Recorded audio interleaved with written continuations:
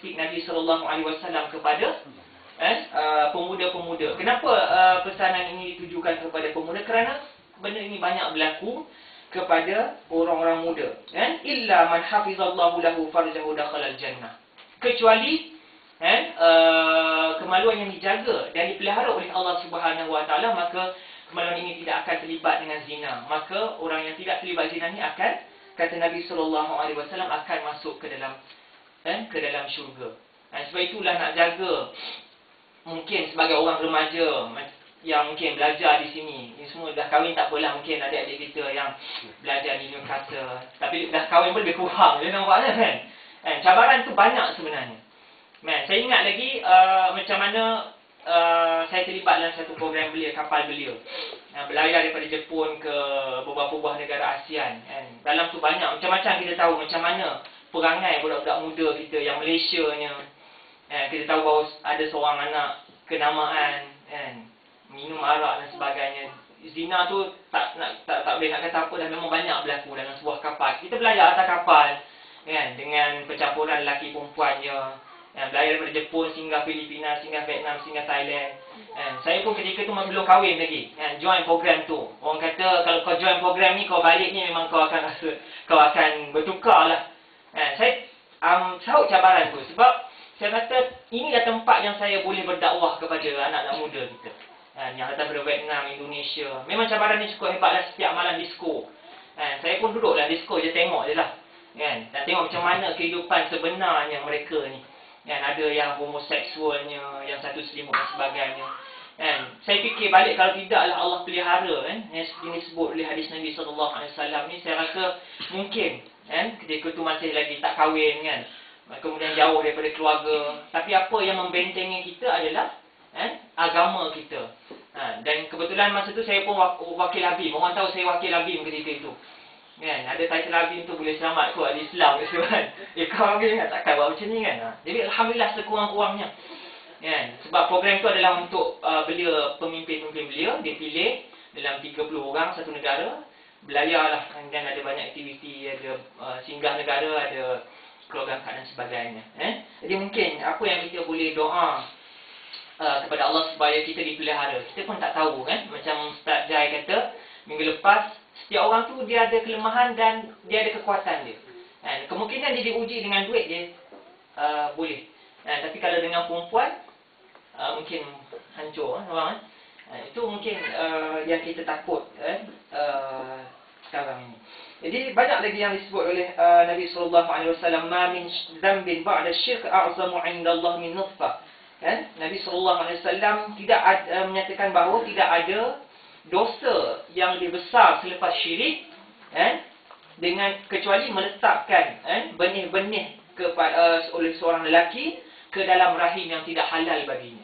Ini peringatan Nabi SAW yang harus kita ambil perhatian. Dan yang paling menakutkan kita adalah hadis Nabi SAW, salatatun la yukallimuhullahu yaumal qiyamah. 3 golongan, kata Nabi SAW, yang Allah tidak mau bercakap dengan dia. Bayangkan kalau orang tak nak bercakap dengan kita. Ini Allah tak nak bercakap dengan kita. Kalau bayangkan saya main takraw, Abang Zam tak nak cakap dengan saya. Bayangkan macam mana. Itu pun kita dah rasa semacam. Ini Allah Subhanahu Wa Taala sebut la yukallimuhullahu yaumal qiyamah wa la yuzakkihim. Allah tidak akan mensucikan dia. Pertama, Allah tak cakap dengan dia. Yang kedua, Allah tidak mensucikan dia. Yang ketiga, wala yanzuru ilaihim. Nak pandang pun Allah tak nak. Dan walahum azabun alim. 3, 4 azab yang Allah bagi. Yang pertama, Allah tak nak cakap. Yang kedua, Allah tidak nak membersihkan dia. Yang ketiga, Allah tidak nak pandang pun. Dan yang terakhir sekali, walahum azabun alim, iaitu azab yang pedih. Antaranya yang paling menakutkan kita adalah syekhun zani. Yang pertama sekali adalah orang tua yang berzina. Syekh, bukan syekh ustaz lah. Syekhun ni maksudnya orang yang mungkin dah berkahwin. Dari istilah fiqhnya, syekhun ni adalah orang yang dah berkahwin tapi berzina, Allah tidak akan pandang. Mungkin ini antara yang boleh menyedarkan ataupun boleh memberikan peringatan kepada kita. Ini yang yang disebutkan oleh Imam Suyuti, dikutip hadis Nabi SAW ketika membahaskan ayat wala taqrabuz zina innahu kana fahishatan wa sa'a sabila. Jadi isu ni amat isu yang besar, dan kita tahu bahawa seperti kajian oleh profesor yang satu ketika dulu kita pernah digemparkan oleh satu kajian daripada pakar psikologi remaja dan kanak-kanak oleh Profesor Dr. Khairil Ismail daripada UKM. Dia kata kajian dia kepada 887 pelajar remaja ataupun remaja yang bermasalah, 886 pernah melakukan hubungan seks di luar nikah, hanya seorang saja yang tidak pernah melakukan hubungan seks. Maksudnya 887 itu 886 remaja perempuan yang bermasalah ini semua dah melakukan, dah mengaku melakukan, melainkan seorang saja. Ini di Selangor. Dan kajian ini dilakukan atas permintaan Datuk Seri Fedoyolu ketika menjadi Menteri Besar Selangor. Maksudnya bayangkan rakan-rakan sekalian, 887 seorang saja yang tak pernah melakukan zina. Pelajar perempuan, remaja perempuan. Ini satu benda yang menakutkan. Dan kita tengok pergaulan remaja-remaji kita pun makin bebas lah kita kata kan. Kalau ketika saya balik ketika di Malaysia baru-baru ni, saya sempat sembang dengan kawan saya. Kebetulan dia puas saya di Rembau, yang di-Ketua BIM daerah Rembau, dan dia juga merupakan timbalan mufti yang baru dilantik. Dia kata nak zina, remaja perempuan lelaki nak berzina di Seremban ni senang aja. Sebab saya di Seremban, di Rembau dan di Jelibu. Dia kata di Zulfitri, dia kata di Seremban ni senang, di Hotel Carlton sebelah Terminal 1 tu ada Hotel Carlton, kepunyaan Cina. Kalau perasan lah, Hotel Carlton ni sebelah ada Terminal 1 tu. Dia kata Zulfitri senang aja remaja perempuan, lelaki dengan perempuan nak berzina, dia kata. Senang aja dengan berpakat dengan pemilik hotel itu dengan mendaftarkan nama sebagai nama Cina. Daftar nama Cina, bayar lebih sikit, bayar duit hotel, kemudian bayar lebih sikit duit untuk mengabui mata pihak penguat kuasa dengan berpakat dengan pemilik hotel tu dengan mendaftarkan dengan nama Cina. Maksudnya mudah, dan di mana-mana saja budak-budak kita ni nak melakukan zina. Jadi kita perkara-perkara ni perlu kita bendung.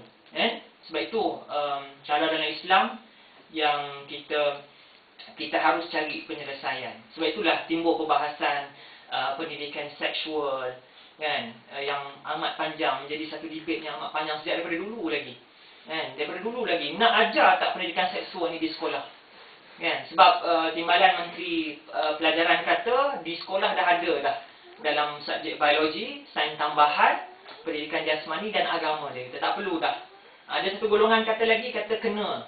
Sebab kebanyakannya golongan bukan Islam lah kata sebabnya perlu.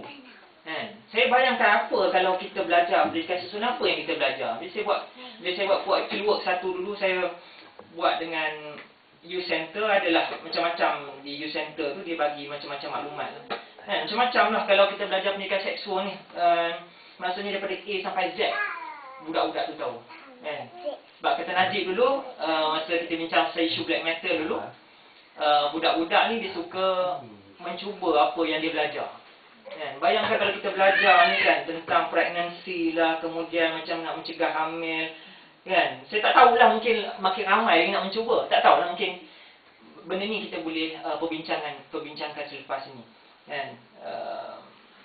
Banyaklah yang dicadangkan, antaranya kalau kat Johor dia ada pendidikan agama tu telah subjek munakahat ada kan kat Johor, dah diajar kan. Negeri lain saya tak tahulah, tapi yang saya tahu Johor je yang ajar pada budak-budak sekolah menengah ni pendidikan munakahat dan sebagainya. Dengan agama ni kita yakin bahawa dengan pendekatan agama ni saja yang boleh membendung. Macam kata Tun Mahathir juga, tak perlulah pendidikan seksual ni. Cukup hanya dengan pendidikan agama dikuatkan. Jadi macam-macam yang kita kena perkuatkan di peringkat sekolah, masyarakat media dan sebagainya. Jadi kalau di peringkat media pun kita tengok macam mana cerita-cerita semua menjurus ke arah kepada cinta yang tidak dibenarkan dari Islam. Bila saya selalu duduk bilik seorang-seorang, selalu saya tengok TV3 kan, cerita cinta untuk Ain lah, kemudian Asmara Dana lah, macam-macam semua cerita yang tidak, bukan kesunyian. Kita tengok tu kita nak mengkaji sebenarnya. Jangan Abang Amiruddin salah faham. Kita tengok macam mana.